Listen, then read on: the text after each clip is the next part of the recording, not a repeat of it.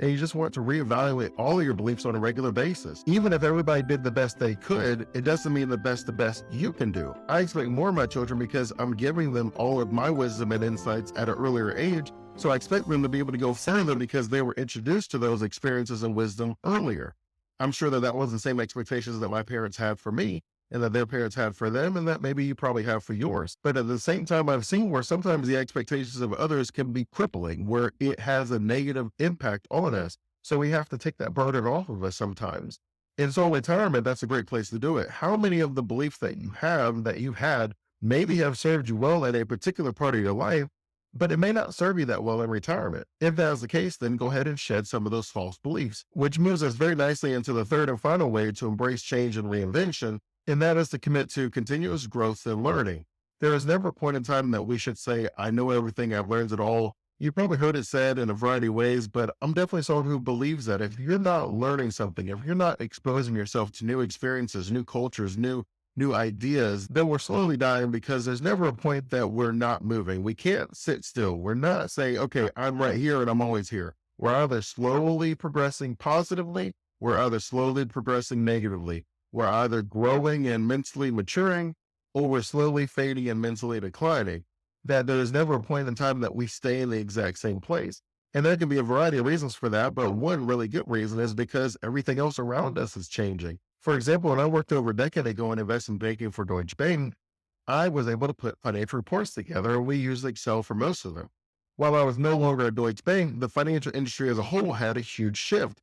There was so much data that we had to mine through that it would crash our Excel sometimes. And so then we had to learn how to speak those programming languages so that we can pull the data out of the systems to put our report together. And so we had to learn all these code and different things, and that was a huge shift. So if I stayed as someone who's like, I use Excel, I know how to use Excel, well, that no longer was going to work in the industry because the data was so large that it kept crashing our Excels. So I had to learn how to code to be able to pull the data from the information.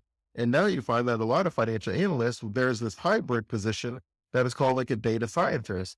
And that's just the idea that I'm someone who can really dive into the data. I know these programming languages, and I can create these reports so that we can make sound financial decisions on the direction of the company.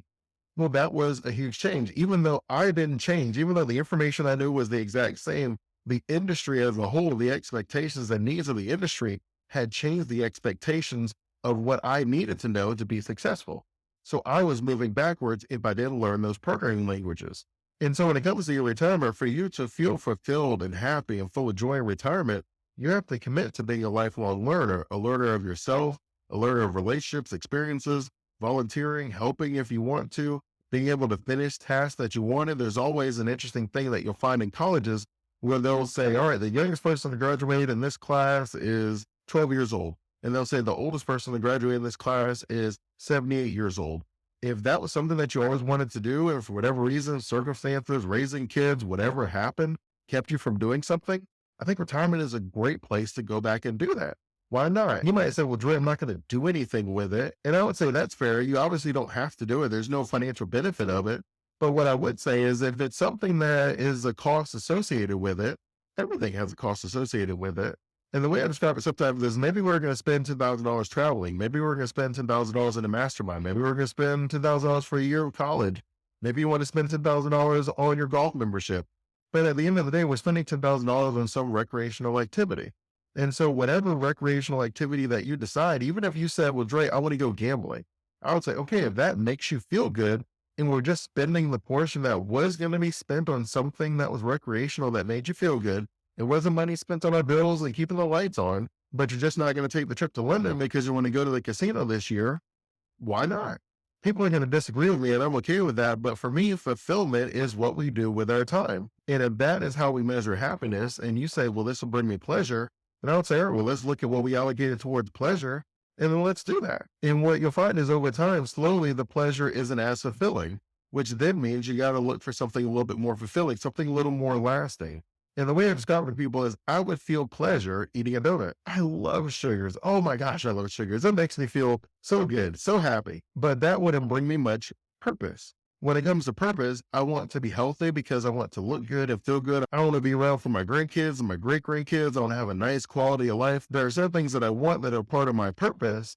that then has me sometimes having to say, you know what? I would enjoy that sugar, but I have to take a step back. You got to reset yourself on your purpose. And so when you stay engaged and commit to lifelong learning, you not only get the benefit of actually learning and growing and trying new things, you get the bonus of staying sharp and staying focused, where you mentally have a benefit from just staying connected.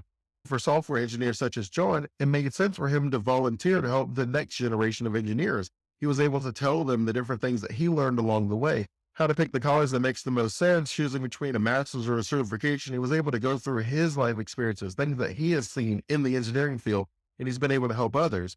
He also volunteers at local robotics clubs for high schools to where the kids are learning a program. He goes and he speaks to them and he's like, hey, this is how you would change this code, how you program this. These are the type of jobs that you can have. This is very important. And he's able to encourage the next generation. That brings him a significant amount of fulfillment, but it also allows him to not feel like he's wasting his talents, because he is someone who has been in software engineering for 30 years, and being retired and not doing anything with that skill set was something that he just was very bothered by. So we're able to find a variety of ways where he was able to still use those skills without necessarily having to have a job. And so that worked very well for him. I would love to hear your thoughts in the comments below on something that brings you pleasure and something that brings you purpose as you're preparing for retirement. If you found value in this video, I thank you always for your time. Thank you for being with me. It could have been anywhere, and I don't take it for granted. If you found value, go ahead and like and subscribe so you can continue receiving valuable insights on how to create your own wealth and retirement system so that you can worry less and live more. Until next time, stay safe and enjoy life.